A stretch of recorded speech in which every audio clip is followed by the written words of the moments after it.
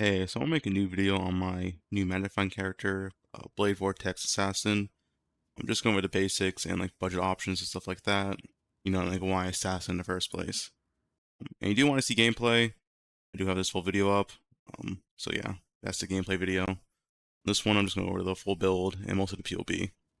And also, I do have the bow for this build, and it is free mirror service. So if you want to play the build, feel free to mirror the bow.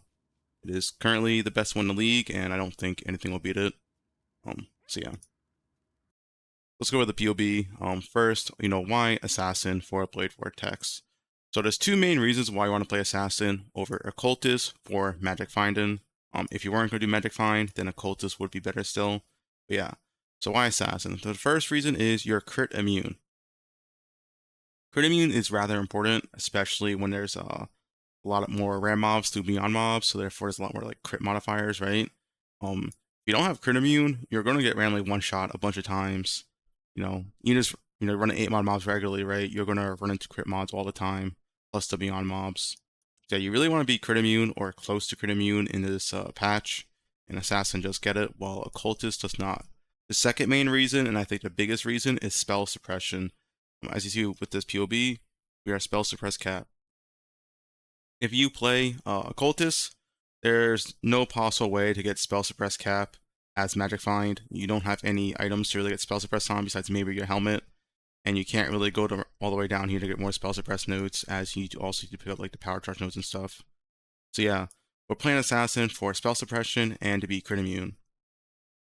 Plus, the damage on Assassin is really strong thanks to ambush and assassinate.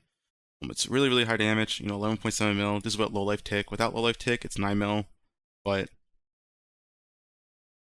every enemy besides like a really tanky rare or boss will either get one shot or will go to low life after one hit, as low life is only 50% life. So yeah, Assassin is really high damage. And the AoE is still great because we're stacking AoE clusters. So yeah, that's why we are going Assassin over Occultist. So next thing is Berserk setup.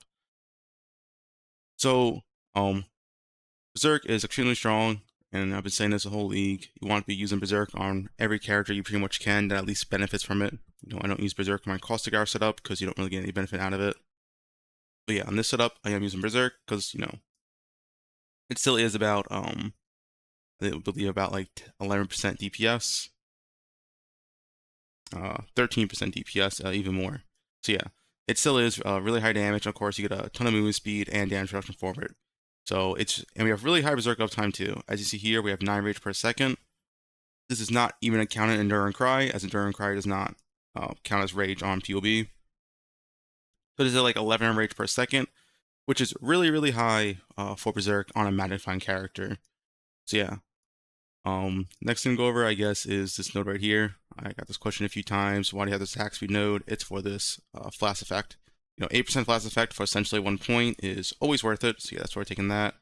Call to arms on this keystone right here to make our Enduring Cry instant. I don't think call to arms is needed in this build if you don't want to waste the money going for it, but it is extremely nice. If you hit something like, let's say, Leaf Shade or maybe Mage Bane or something, maybe save you like 1 point on spell suppression, you can keep that. But yeah, Coat of Arms is the best. Come on, Unnatural Instinct real quick. This is on high value. You don't have to use this. It's just like decent. You get a 12% max life, 50% crit, some res, and 8% move speed, or whatever tattoos you want to use here. It's pretty nice. Not needed though. For clusters, we're stacking 2 of these AoEs, Magnifier, and Assert Dominance. You can also fit in a 4th one right here if you want to drop Leaf Shade. That's something you can do. I just been testing out this, as T-Gen is pretty much the biggest issue for this build, is what I found. This build is a little bit squishier than my Tornado Shot build, and so I try to make it a little bit tankier with like Leaf Shade and stuff. So yeah, but you can get this 4th one if you want a little bit more AoE. For tattoos, all the dex nodes are going to be movement speed, of course, and then the int ones can be like whatever you want.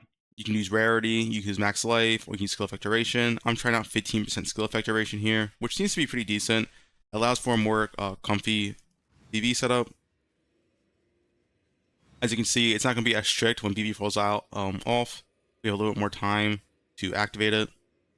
So yeah, it makes it a little bit more smooth when mapping with this 15% skill effect duration. I do recommend it, but you don't have to use it. It's up to you. Yeah, outside of that, it's pretty much it for the tree, I would say. This large cluster, I guess the only one that's really important is Blast Freeze. This is, quite insane for any freeze build. Just Prolif is really, really nice when you're freezing everything. It's a pretty big defensive layer. And Dorian's Lesson for the Leech. You don't need this though. You can also get Leech on your Blade Vortex if you sacrifice a little bit of AoE. Because also you lose the AoE. Not a big deal. Either one works. You just make sure you want to have Blast Freeze, and other large clusters can be where you want. And this one I have Force Multiplier and Iron Breaker. So yeah, that's pretty much it for the tree. In terms of like important items here is the Quiver, Watcher's Eye, and Mastery. So that's how you fully convert. You get 25% from Quiver. You get at least 35% for your Watcher's Eye right here. It can be 35% over, it doesn't matter. And the last 40% is from your Mastery. The bow, like I said, I would not really play BB without a mirror bow. It's quite a low skill, low damage and skill. So I would recommend to play this with a mirror bow. Don't really play without one in my opinion. And like I said, this is a free mirror fee, so it's not bad. Helmet is just standard triple rarity helmet. Oh, I guess one thing to mention, we are using intelligence on this helmet because we are using rational doctrine. Now this jewel is obviously pretty insane if you can manage the attributes, which 91 strength, 91 intelligence. It's pretty easy. All you essentially need is Headhunter and intelligence on the helmet, and that's it. You have rational doctrine activated.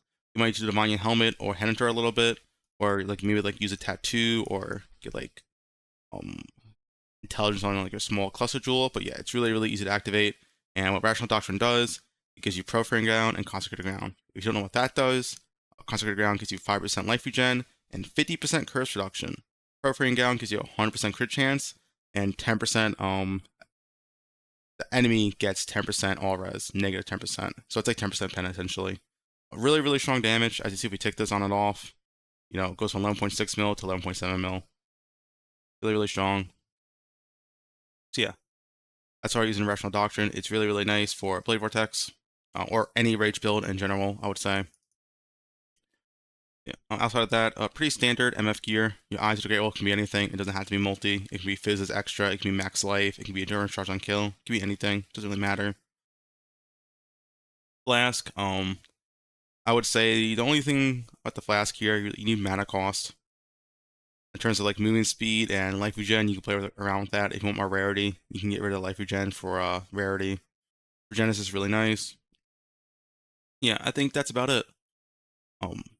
Also, one thing to make this build cheaper, I'll mention, is these Awaken gems. So we have Awaken Enhance, we have Awaken Empower, and we have Awaken Enlighten all level 5. These are quite expensive. You do not need all these. All of these can be level 4. So Enlighten 4, Empower 4, Enhance 4. You don't need any Awaken gems for this.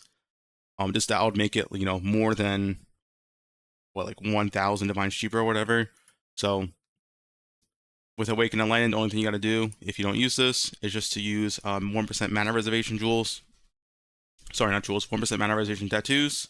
Or sacrifice 2 points and get this mana reservation right here.